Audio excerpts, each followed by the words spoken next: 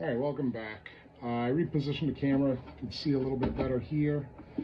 You know, how I have my camera held up is another episode of You Can Do It with Paul the Builder. I seem to be good at doing things with things that aren't intended to be used the way I'm using them. So anyway, we'll click the battery back in this guy. And we'll launch it down through the hole first.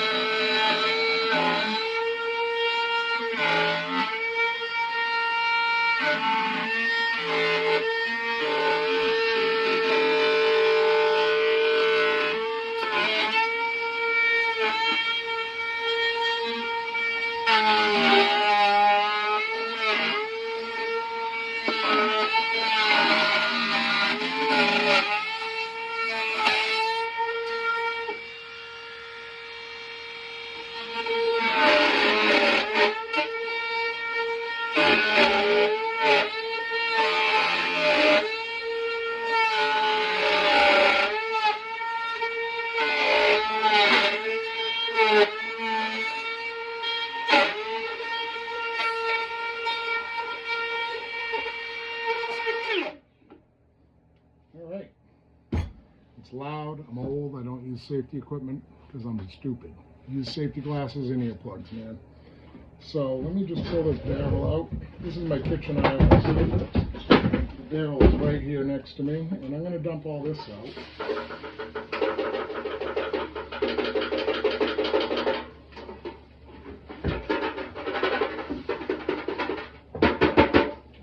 Alright, it's pretty banged out now. So what I want to do is test my pickups. I'm going to put them in upside down and test to make sure they fit.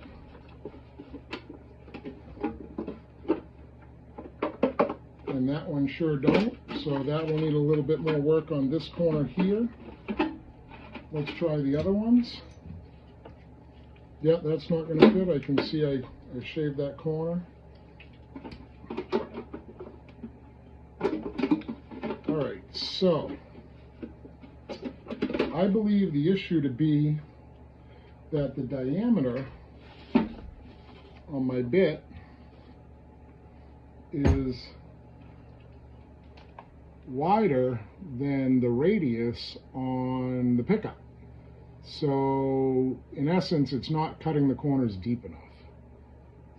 So I'm going to think about that for a second, because that bearing is too wide to fit on this, and this does fit in there. It makes nice tight corners. So I am going to give it another go over here. This was a clear miss.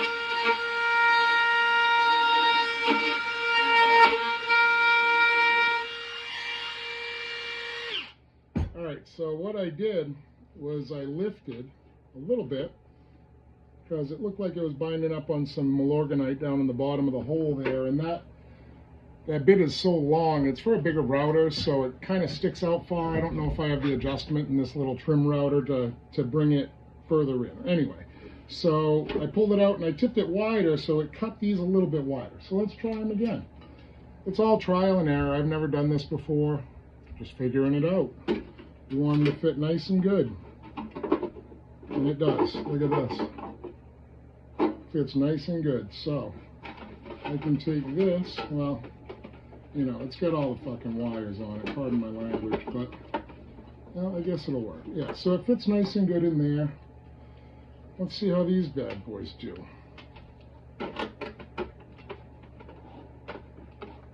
Those do fit nice in there. Maybe. I think I can work with it. I think I need to do a little bit more trimming on these. Plug your ears.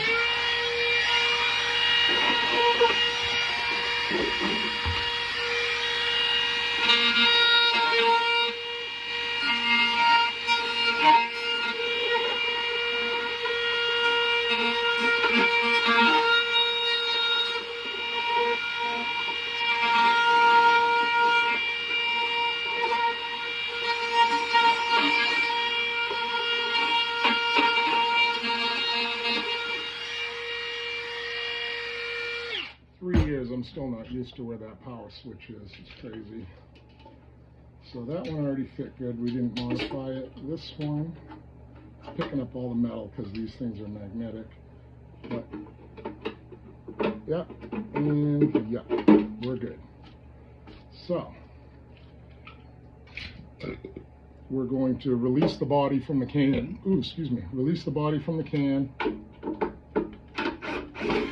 And we're going to install the pickups into the body and then make sure everything goes back in again. It's all, do it once, do it twice, do it 3 times, do it 4 times, just do it till you get it right. The first time I did it once, and look at what we're doing, we're redoing it. So, and that's okay too. So these already have holes drilled in them from, you know, the manufacturer, so we're just going to use them. And yeah, so that's those 2, and they really only fit in one way, I guess. I don't know if it really makes a difference or not.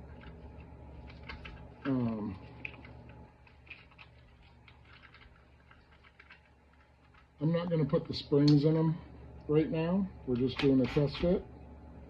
We're just going to get them in the holes like this. We've got a whole bunch of debris on that one. So we're going to have to definitely clean all the metal off of these when I actually do install them for real, because again, this is just a mock-up stage, because we're just mocking up. And these wires go through this hole. So I've reached out to a friend of mine who is much better at electronics than I am, because this wiring harness is different than the one it came with. The one it came with was just passive. This is active passive. So there's actually one more knob, and it has a battery, which it never had a battery before. So I've marked out, and I will cut where I'm going to put the battery compartment. And this is for a 9-volt battery for an active setting. And what I've done is I've marked a hole right there. Now this is the front of the can, and this will pick it up under here like this. So the battery will actually be right here underneath, right inside the can. So I got to cut that with the Dremel in a little bit. But let's get back to the task at hand. I'm not going to put all 4 of these. I'm just going to put a diagonal. There we go. Ow. Let's stop doing that. Yep. I get it out anyway. A good metal burr. All right. So again, all these wires will bunch up. You know, I'll probably tape them down in the final assembly so you don't hear them rattling in there together. But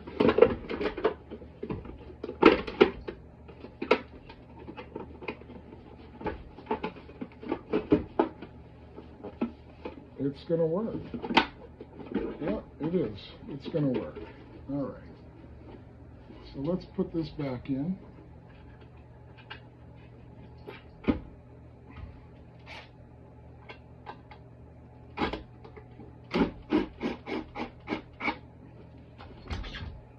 And then we're going to line those up and put this one back in.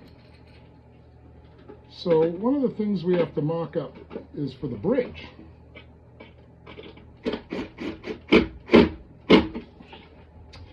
And to mark for the bridge, and all I need to do is pre-drill for that.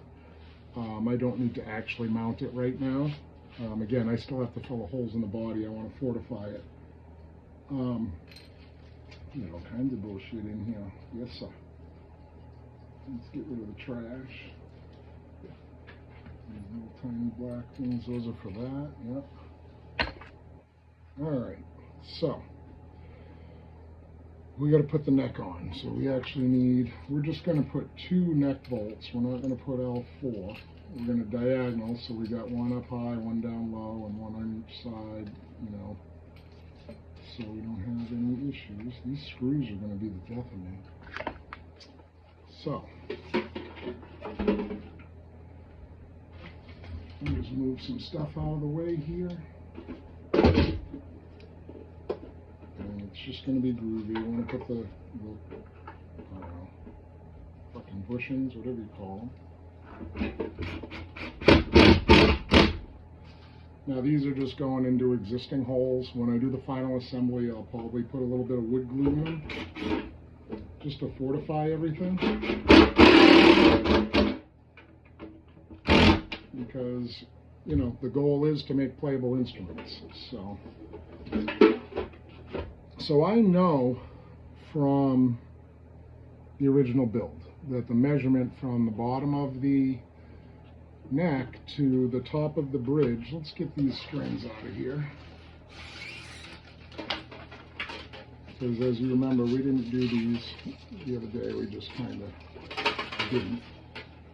And I don't think I'm going to put these on. I mean, it was a $50 guitar, so what are these, $4 strings? I have a set of strings that I took off of a P-Bass that are actually really nice quality strings, and I only took them off because I put flat wound strings on it. And I'm not going to mess with this on camera. I'm going to start another video. I'll be back. Stay tuned.